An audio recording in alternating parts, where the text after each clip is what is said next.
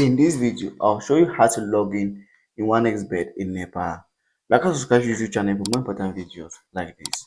Before we continue, I want to show you how to create a professional 1xbet account. To do that, click on registration, take the third option. Fill in your details correctly from your surname right down to your password. In the promo code box, you're going to use the promo code LEOTV.